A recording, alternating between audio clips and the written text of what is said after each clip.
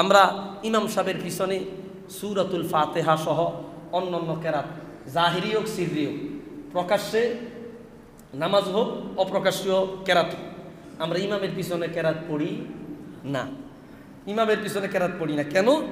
আল্লাহ তাআলা নিজে নির্দেশ দিয়েছে, যখন কোরআন কারীম তেলাওয়াত করা হয়, ওয়াইদা কুরিয়াল কোরআন, খেয়াল করেন ভাই, এই মাসালা নিয়ে দ্বন্দ্ব আছে। আপনারা বিভিন্ন দূর দারাজ থেকে বড় মসজিদে আসছেন, আপনাদেরকে দু চারটা সঠিক মাসালা আপনারা যদি না জানেন, তাহলে আমিও কিয়ামতের ময়দানে বিচারের কাঠগড়ায় দাঁড়াতে হবে। আমি আমার জানা যেটা সেটা আমি জানাইয়া দিচ্ছি।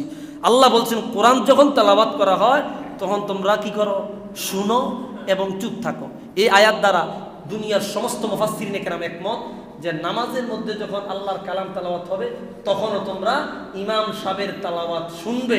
ইমাম সাহেব আলহামদুলিল্লাহ রাব্বিল আলামিন পড়ে, সূরা ফাতিহা পড়ে, কিছু মুসল্লিরা তার পিছনে সূরা পড়তেছে না, এটা করা যাবে না। তাহলে ইমাম সাহেবের কেরাতের সাথে আমরা কেরাতটা শুনবো, এটা কোরআনে কারীমের এই আয়াত দ্বারা সাব্যস্ত। দেখেন এই ব্যাপারে অগণিত হাদিস আছে। সুনানু ইবনু মাজাহ 850 নম্বর হাদিস, হযরতে জাবির ইবনে আব্দুল্লাহ রাদিয়াল্লাহু আনহু তিনি বলেন, মান সাল্লা খালফাল ইমাম ফাইন্না কিরাআতাল ইমামি লাহু কিরাআ, যে ইমামের পিছনে নামাজ পড়লো ইমামের কেরাতই মুক্তাদির কেরাত।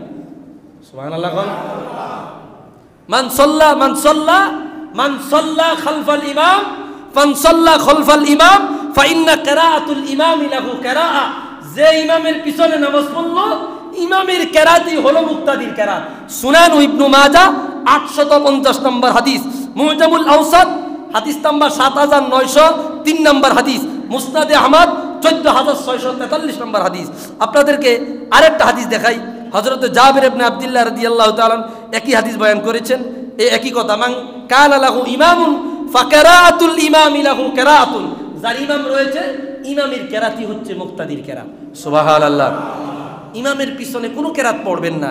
সর্বশেষ আপনাদেরকে আরেকটা হাদিস বলে দিচ্ছি, যেটা দারুকুতনি বয়ান করেছেন।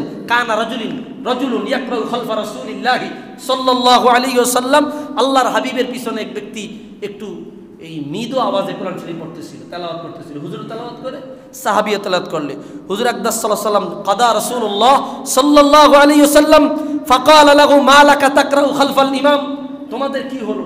নামাজ শেষ করে বললেন, তোমরা যে আমার পিছনে কোরআন কারীম তেলাওয়াত করলা, তোমাদের কি হলো? তোমরা যে আমার পিছনে কোরআন কারীম তেলাওয়াত করলা। ফাকালা, রাসূল বলল, মা লাকা তানহানি আন আকরা। ফাকালা রাসূলুল্লাহ সাল্লাল্লাহু আলাইহি ওয়াসাল্লাম, ইন কানা লাকা ইমামুন ইয়াকরাউ ফাইন্না কিরাআতাহু লাক কিরাআতুন, তোমরা যদি আমার পিছনে নামাজ পড়ো, ইমামের পিছনে নামাজ পড়ো, তাহলে আমি ইমামের কেরাতই তোমাদের কেরাত বলে গণ্য হবে। চলে কোন সুবহানাল্লাহ। আরেকবার মনে আসছে, তোমার তেলাওয়াত আমার তেলাওয়াতকে বেড়াইয়া ফেলছে। রাসূল বলতেছে, তোমার তেলাওয়াত আমার তেলাওয়াতকে কি বেড়াইয়া ফেলছে, সুতরাং ইমামের পিছনে চুপ থাকবা। ইমামের পিছনে আমরা কোরআন তেলাওয়াত করব না, বরং ইমামের কেরাত আমরা শুনবো। এটাই মাসআলা, এটার উপর হানাফি মাযহাবের ফতোয়া সহ বিজ্ঞ উলামায়ে কেরামের ফতোয়া। আল্লাহ